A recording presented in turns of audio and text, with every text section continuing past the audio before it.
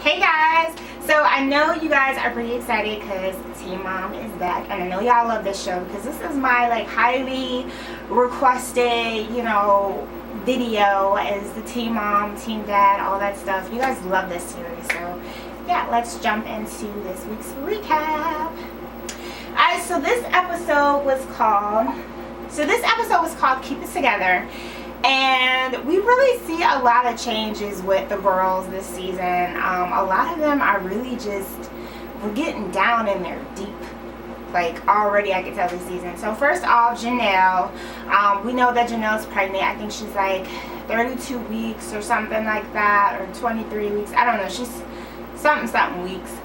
And she is, excited about the baby. And we see in this episode her and Nathan go to the doctor and they find out that they are having a boy. Jenelle wanted a girl, but obviously that didn't happen. And Nathan wanted a boy, so Nathan got what he wanted. And she goes home, she tells Barbara, hey, we're having a boy. And Jace is really happy because, he gets to be a big brother and everything. And it's so freaking cute. Now, side talk. Now, I believe that Jenelle is now single in real life.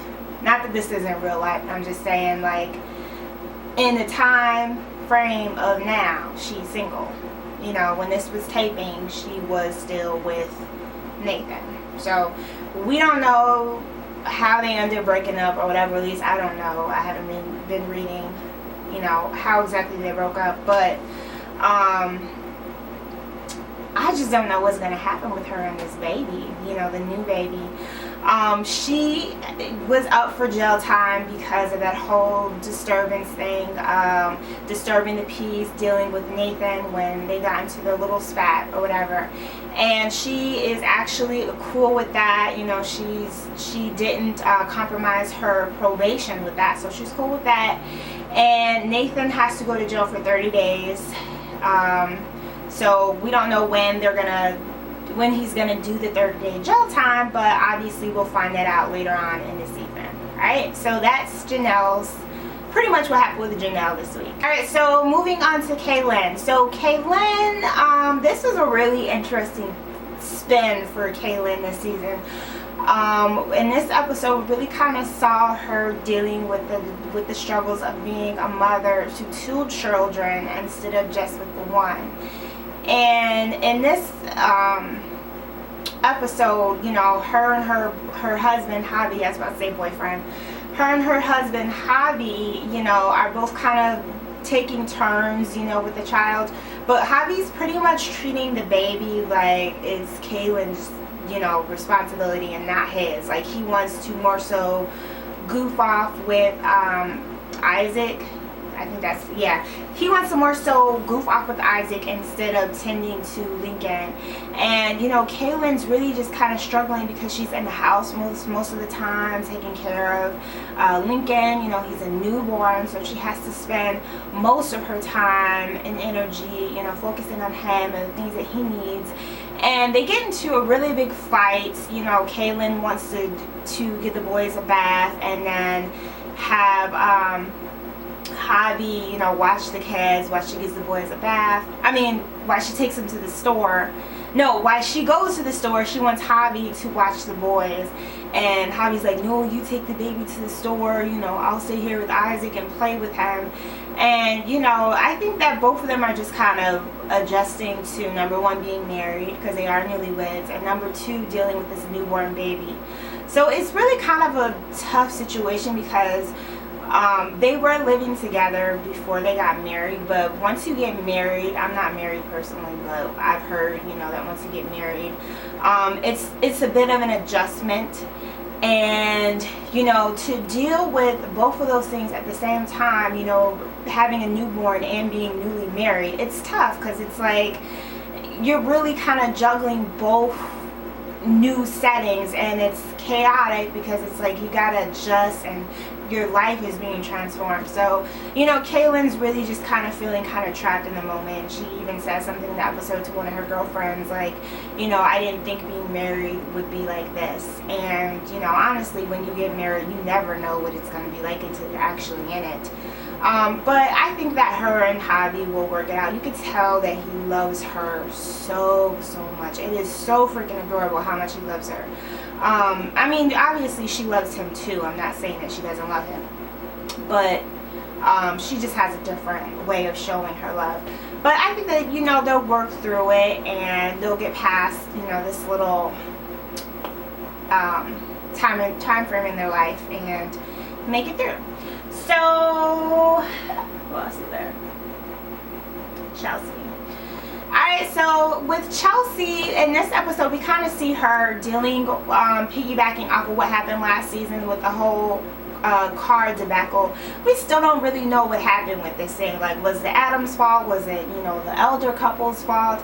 We really don't know. They're probably the only ones that know, and even they might be a little bit sketch, because, I mean, you know, when something bad happens, you kind of always blame the other person. Yeah, I'm just going to be honest and say that. So, yeah, we don't really know whose fault it was, but we kind of see Adam with the scar marks, you know, on his face, and the little baby. What's her name? I can't think of her name right now. She's like the cutest little kid. Chelsea's daughter. I cannot think of her name. I don't know why this always happens. I get it from the camera that I like forget people's names.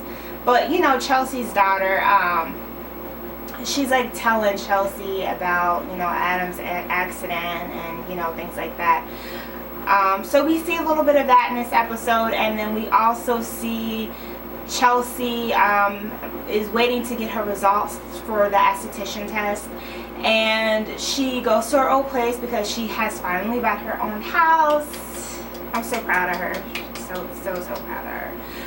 Because she's just been moving around from place to place, renting for years. For her to finally get her own place is just awesome. Like, just go ahead, Chelsea.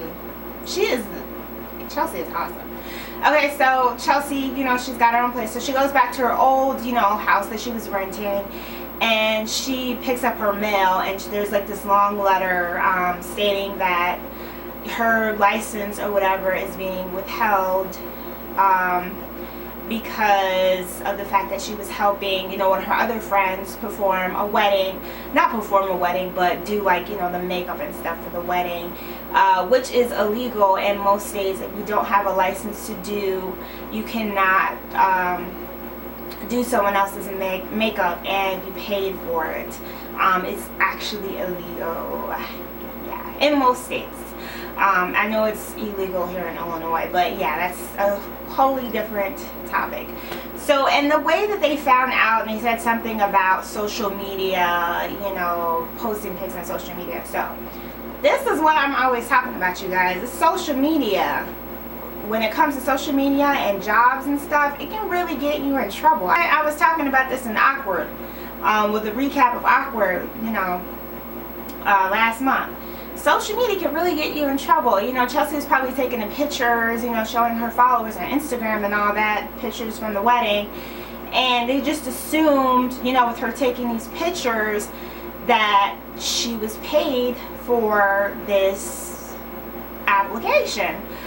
So that's pretty much why they're holding her license. So now Chelsea has to, I guess, formally write them a letter and explaining to them, you know, hey, we didn't get paid for this activity, you know, so that she'll be able to get her license. And we're assuming that because she did pass, and we are assuming that because of this letter saying they were holding her license, that she is going to get it and that she did pass the test. So that's just what we're assuming, but we don't really know. So we'll see how that story unfolds in the future. And then lastly, we have Leah. Yeah. So Leah's episode was really kind of, well, not her episode, but in this episode is really kind of sad, because basically this episode we see her dealing with Ali and Aaliyah and, you know, being a mother to them. And Ali said something to Corey when he was at their house, which is Leah's husband, and she was basically like, oh, I can't do things because I have muscle dystrophy. And I'm just like, oh Like, it was just the saddest little thing, because she's just seems like the cutest, sweetest little girl. And it was just so heartbreaking when she said that. And then you know, Corey kind of goes into talking about how, you know, you can do things, you know, don't let that stop you. And then somewhere they were at dinner, at some point they were at dinner, Leah and Ali and Aaliyah and some other lady. I don't know if it was Leah's mom or what, but I don't remember.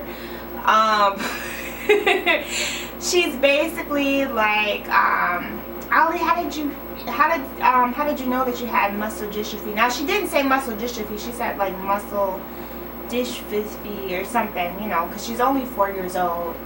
And she said, how did you know that you had muscle dystrophy? And she said, the doctor told me when we were at Dr. such and such place at the hospital, at the doctor's. And, you know, Leah's like, oh. So then, you know, she goes into telling her that, you know, you can do everything, you know, you're just as strong, you know. And this really is something that you have to be mindful of. You have a child with special needs, you have to encourage them and pick them up and just try to send them as much love as you can, because you don't want them to be sad and upset and hurting. So yeah, that was pretty much this week's episode. I don't really remember if anything else happened with Leah. That's like the biggest thing that stood out to me. Yeah. So I hope you guys are watching Teen Mom this season. Super excited about it. So glad that it is back. Yes. Make sure that you subscribe for more recaps, and I will talk to you guys in the next one.